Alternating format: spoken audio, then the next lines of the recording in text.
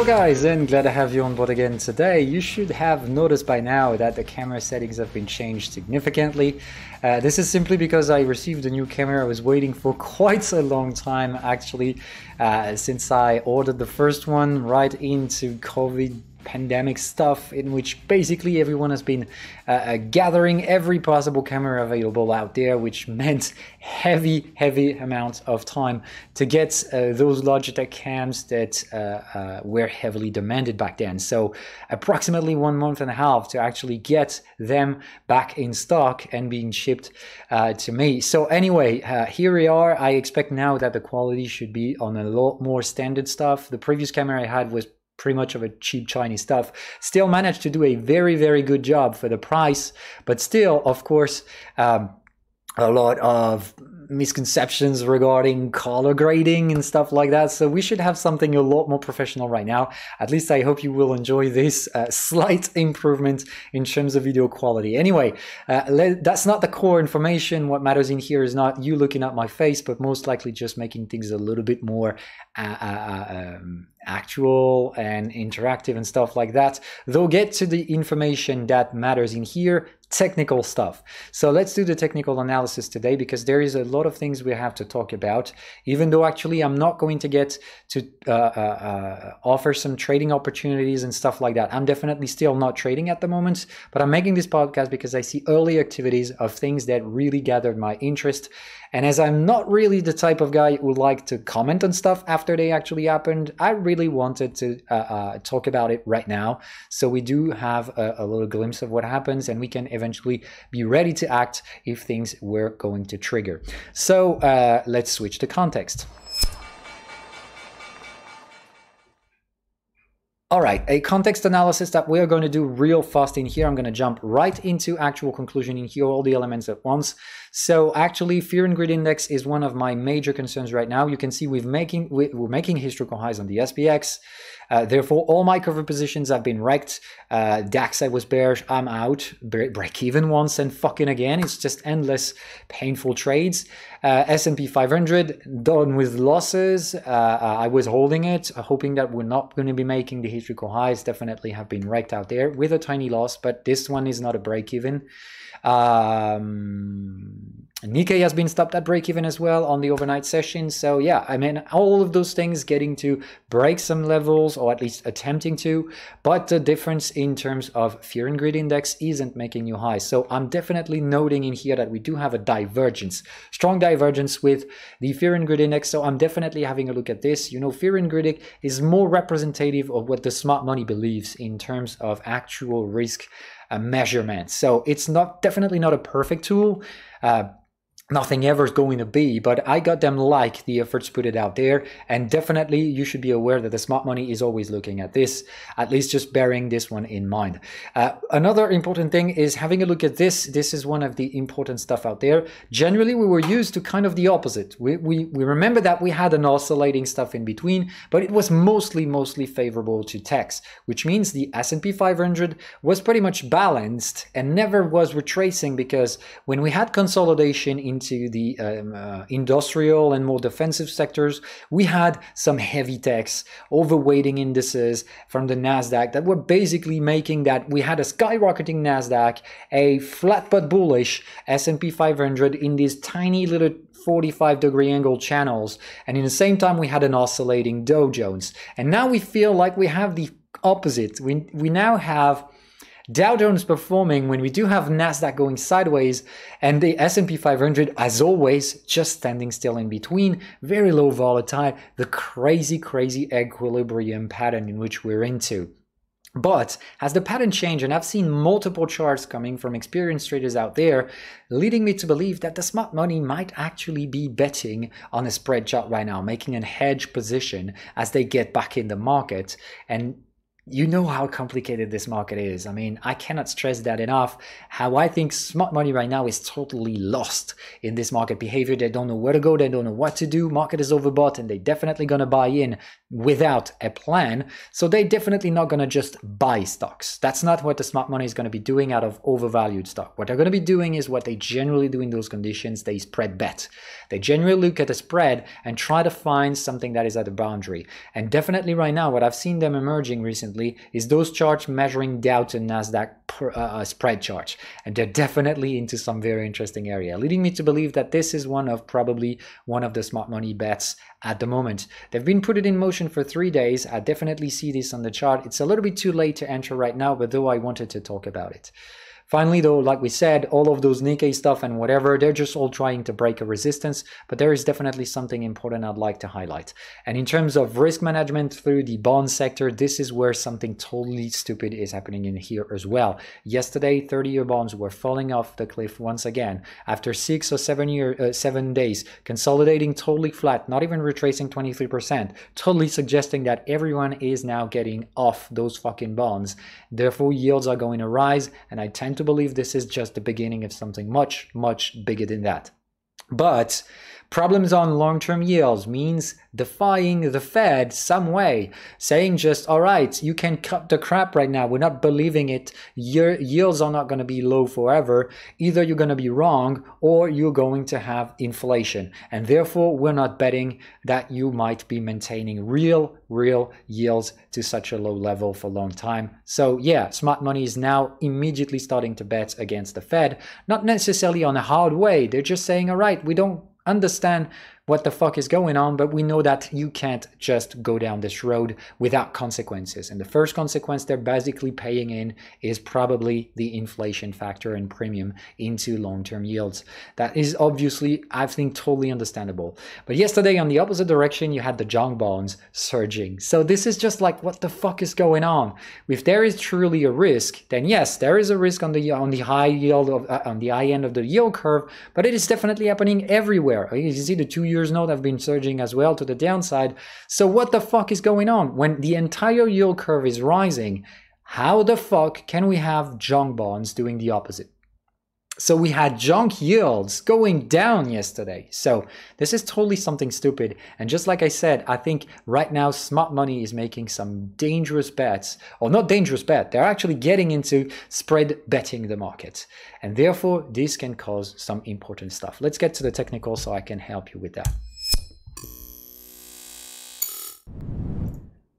All right, so first thing first, looking at the DAX this morning, I've seen the inflow yesterday with fairly limited volume actually. I was expecting this type of day after 7 days of consolidation with a lot more volume than that, and we actually see that not quite such a thing. So today is going to be key element for me into the DAX, because either we're going to manage our way into breaking the latest resistance, which is what the Nikkei has attempted to do this night, or we're going to fail. But remember, the problem with Nikkei is that the Nikkei basically tried to overcome this resistance, somehow made 2 upper shadow candles out there. So I kind of understand the Nikkei being overperforming right now, but though my big question is it the DAX going to do the same and breaking this resistance in here, or is this just a big motherfucking stupid trap on DAX that we're going to reverse?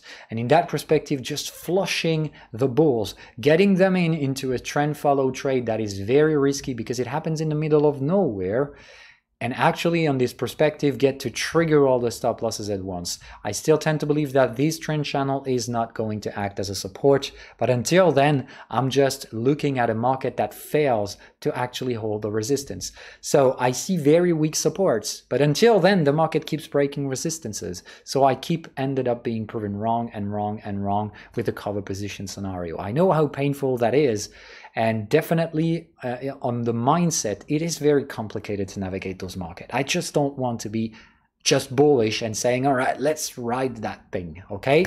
So that's definitely what I am doing right now because I have no choice. I have no plan to enter right now, and we're not dealing with anything rational, so I cannot just cover the portfolio out of irrational thinkings. So I do think it's irrational to be just bullish, but I have absolutely nothing suggesting an entry at the moment. So I'm definitely looking at the markets for possible cover positions once again, but right now, immediately, I've got nothing suggesting such a thing. Having the DAX failing below this resistance today and confirming it by retracing yesterday's bullish candle would definitely be a sign that this market has just made a trap over the first trading activities of this week. And therefore, if this is truly a trap, let me tell you that so many fucking stop losses are going to trigger out of 12.8K. Okay, so that's something to bear in mind. If ever there is a pullback on this thing once again, I think this is going to be the last one, and lots of stop losses will trigger. The last time we were consolidating in here, we got real close to it.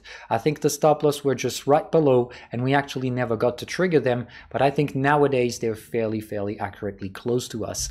So if we finally get to trigger them, we should get some volatility. Until then, all of this is speculative, of course.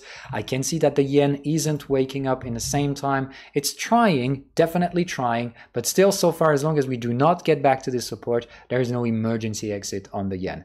So personally, this is where I'm willing to reinforce once again, but until then, I'd let this thing consolidate, building some mature ranges and lower time frames, and anytime we get back to support, I'll reinforce once again. So it's more of a wait and see type of approach right now. Yen is ranging, but could be surging to the downside anytime soon. And if it does, I'll be willing to buy yen, of course.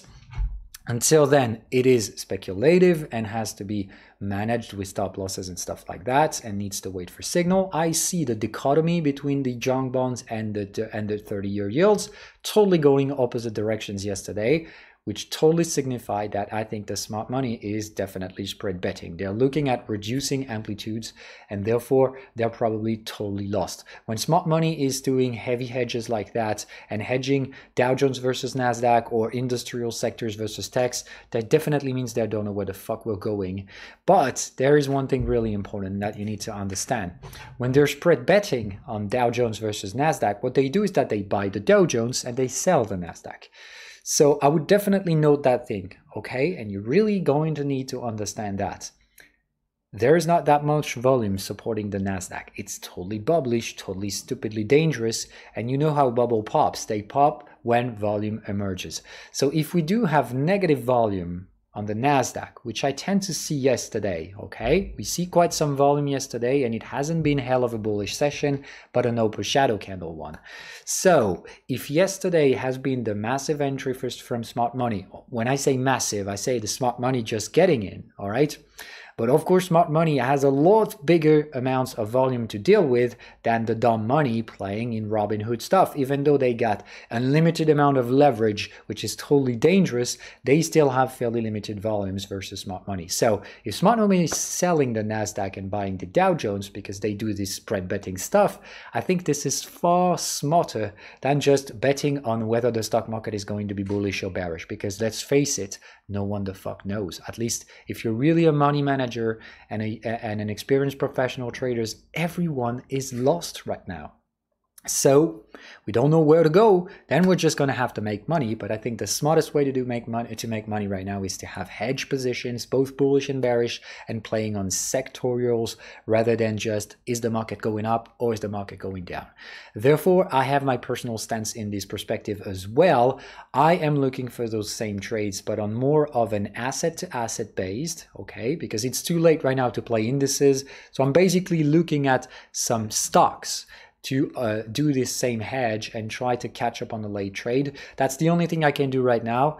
And this is professional stuff, so I'm not really going to share that in here, but just, all right, I'm playing right now, but I'm playing safe, and I'm definitely getting out of playing the bull versus bear stuff. What matters to me right now is to get into covering the portfolio, okay? So I think we've got more than enough into conclusion heading to.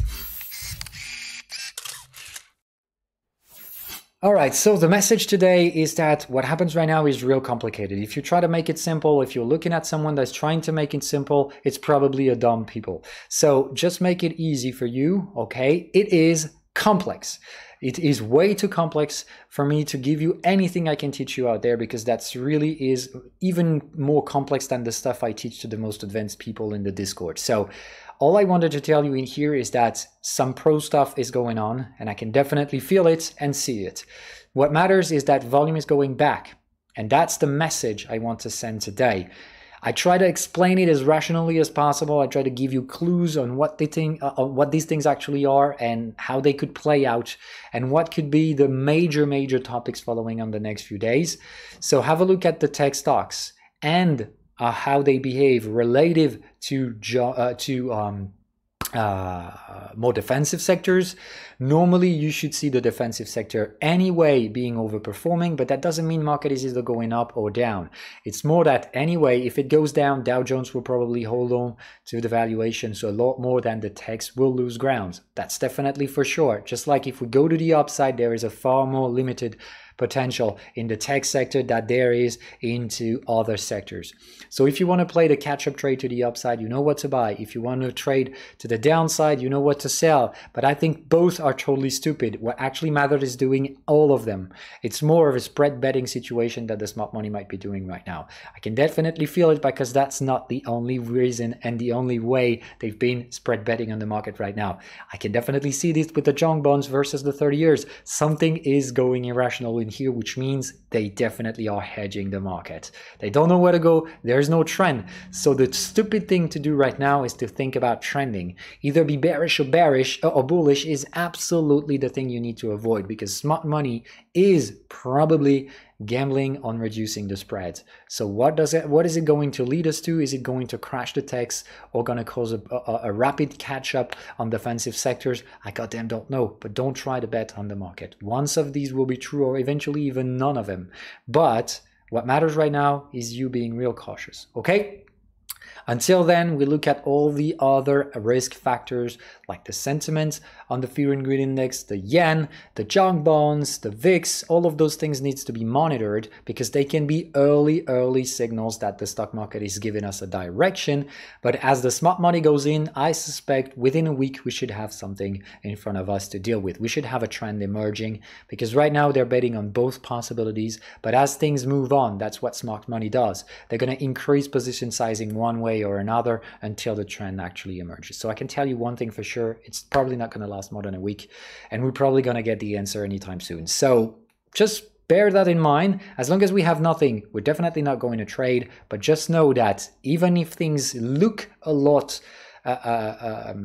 things look calm and tranquility, low volatility stuff, I can definitely tell you that a lot is at play right now.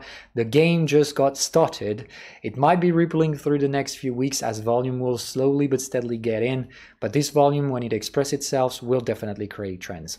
Though we'll see all about it. Until then, be cautious. Don't try to trade too much. Really experienced stuff going on right here, but I wanted to share that with you guys.